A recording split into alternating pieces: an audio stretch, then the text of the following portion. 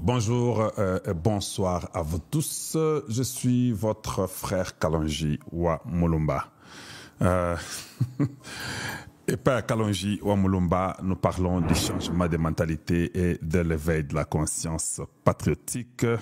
Chez nous, nous enseignons, nous éduquons, nous informons la population congolaise et nous disons la vérité. Voilà ce que nous faisons chez Kalonji TV. Merci à vous tous, où que vous soyez.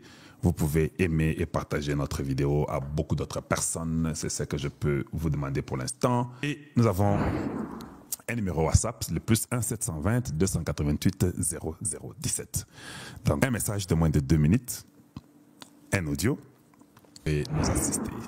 Pour ceux-là qui peuvent nous assister, le Cash App, le Orange Money, le Zelle, PayPal, voilà, tout est là et c'est écrit en détail. Vous pouvez aussi voir si vous voulez. Voilà. S'il vous plaît, pouvez-vous aimer la vidéo, s'il vous plaît? Pouvez-vous aimer la vidéo? J'ai besoin que vous puissiez aimer la vidéo.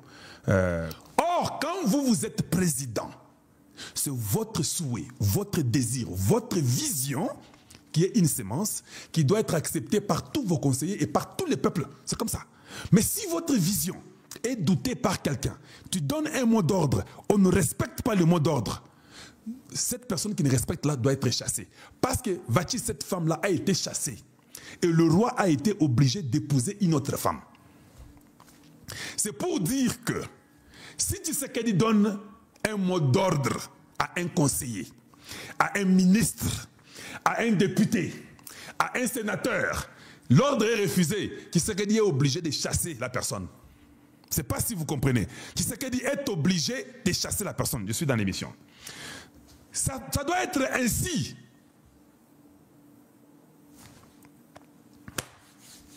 J'ai appris que le président Tshisekedi avait dit que non, que toutes les équipes travaillent ensemble pour le deal dans Magambo à Washington.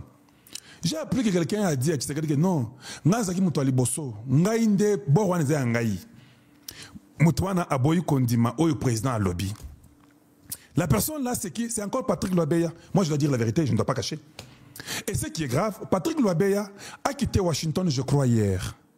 A vu avion à Kenya, Qatar. Et Sika, la Senko est là. Source de révélation. Et ça, bonjour, swapi.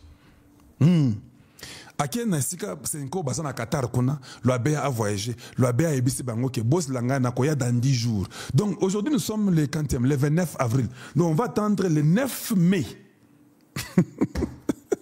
Ou le 8 mai, ou le 7 mai, pour 10 jours comme il est parti hier, alors c'est alors qu'il reviendra pour continuer dans Makambo à Washington. Je vous pose la question. On m'a dit que Guy Robert a fait un dîner hier avec les Américains. Les Américains nous ont dit que Guy Robert, dans ce que vous avez fait hier là, Balabi Kalonji, aye asali dîner tolier, toyoki ata Makambo ya atanzela, les chemins à suivre. Juste un plan exaté, après c'est juste planté, pour éviter quelle est l'équipe technique qui va travailler sur cette histoire ici. Il n'a rien dit, nous avons seulement mangé, il était content de nous voir, nous avons aussi souri avec lui, mais aucun communiqué même pour dire, voici l'équipe congolaise travaille sur ça, l'équipe technique, voici les schémas à suivre. Zéro. Quand je viens ici, j'ai dit Lwabeya, j'ai dit Guy Robert, j'ai dit tous ces gens-là, j'ai dit qu'il faut enlever toute cette pourriture-là, vous me prenez comme quelqu'un qui ne les aime pas. En fait, si vous ne travaillez pas, les résultats seront fiasco. Parce que tout le monde travaille. Tout le monde travaille dans les équipes. Tout le monde, j'ai même donné l'annonce pour dire, les gens qui ont déjà travaillé, il y en a beaucoup. Je connais qui a commencé l'histoire. J'ai même les documents. Mettez-le ensemble, mettez-nous ensemble, travaillons. J'ai même ne pas voulu mettre que non, c'est moi qui connais tout, ou c'est toi qui connais tout. Parce que ce moment, c'est le moment le plus crucial de la République. Si nous ne faisons pas correctement, tout sera sur les dos de Tshisekedi. Hey, je reviens encore. La famille de Tshisekedi, les frères de Tshisekedi, les sœurs de Tshisekedi, la maman de Tshisekedi, les amis de Tshisekedi. Oh, Kalonji Kavumwamba. Je suis parmi les moins qui disent tout sans mâcher les mots. Oh, Kalonji Kavumwamba. Je viens de vous dire, il y a eu déjà un dîner hier avec les Américains. Ils m'ont dit, Kalonji, dans ce dîner-là, Guy Robert n'a rien dit. Il n'y a aucun plan d'action, il n'y a rien. Vous, de votre côté-là, vous rêvez. Les mêmes gens ont dit, votre loi Beya vient de repartir au Qatar. Soki ba kosi ngai. Na waya ka kozo seke ba kosi. Soki ba kosi te, eza vérité. Bino pe bondi magaza vérité. Ye wana azoni Qatar, to c'est la soki kosa soki 5 jours, 10 jours, 8 jours. Kaka ye. Tant kozonga, nde suko l'équipe peut être mise en place ou pour travailler. Ça c'est une bêtise. Il est temps que Tshisekedi comprenne que je n'ai pas d'amis. Que je n'ai pas d'amis. Même moi, Kalonji Mulumba, si j'ai un accord donné pour le Congo, Nazo Beta Masolo à Congo, accord Réseau Pesa bien. Je parle chez Tshisekedi, lui dire que Tshisekedi, l'accord Réseau Pesa bien, au lieu qu'on a sali aux États-Unis ou bien je ne sais pas où.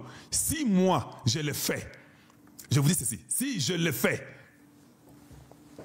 et que 3 jours après, Nazo réfléchit sur bien té, Nabando Beta Bapote Belé, le président Tshisekedi a l'étoile de Kalonji. L'idée était bonne, c'est toi qui as amené l'idée. Mais tu ne vas pas dans la bonne voie. Je t'enlève. C'est ça la vérité. Je ne peux pas dire à Tshisekedi que non, non, non, non. Excellence, c'est mon idée. C'est moi. Non, c'est ton idée, mais c'est le Congo ici.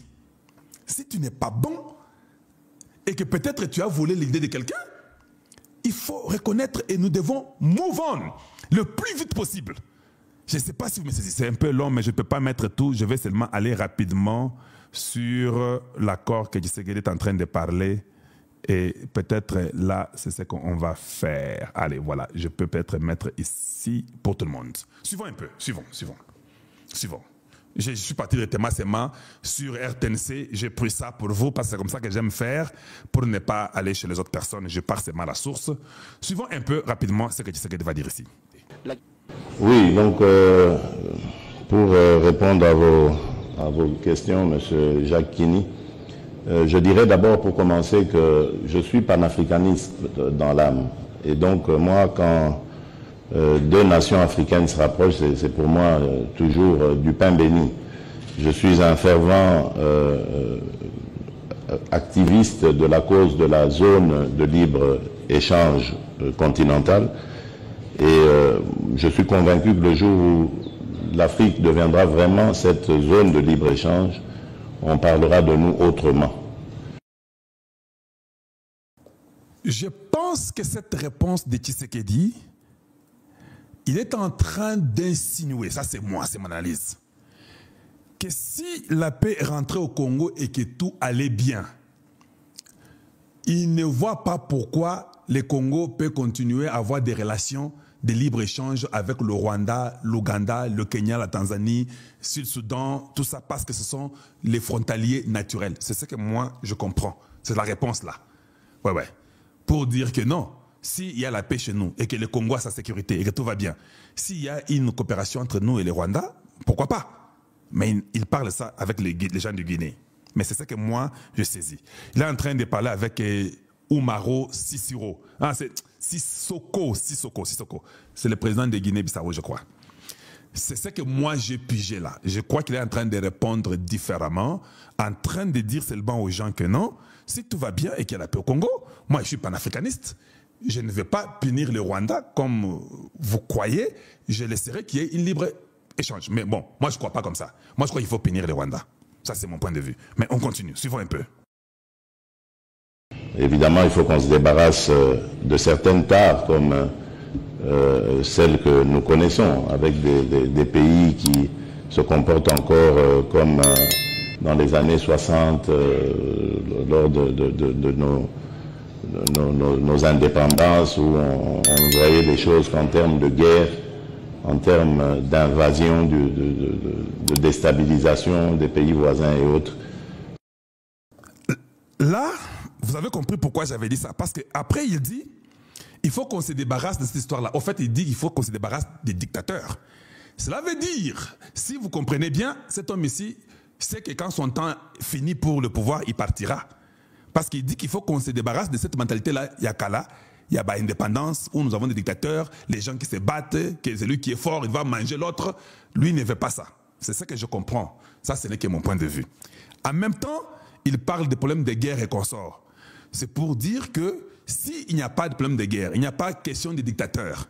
Donc sa vision est pour un Congo qui aura le panafricanisme, qui va peut-être faire les relations transactionnelles avec des régions, ça. C'est au cas où on n'a pas des présidents dictateurs qui sont dans la guerre, où tous les pays respectent chaque personne, où il y a la démocratie pour le progrès de l'Afrique. Là, je comprends ce qu'il veut dire. Là, je suis d'accord avec lui. Mais quand même, vous voyez qu'il est clair qu'Azolo Bakepo na Rwanda, il n'est pas d'accord. Au fait, il est en train de parler contre le Rwanda. Betumba, la guerre, esprit, il y a dictateur, depuis 60, des histoires où tu restes au pouvoir 50, 100 ans, toi seul, tu crois que tu es là, tu es dans la guerre. C'est ce que lui ne veut pas. Parce qu'il connaît que Mobutu a fait la même chose avec l'Angola, et par après, Mobutu est parti.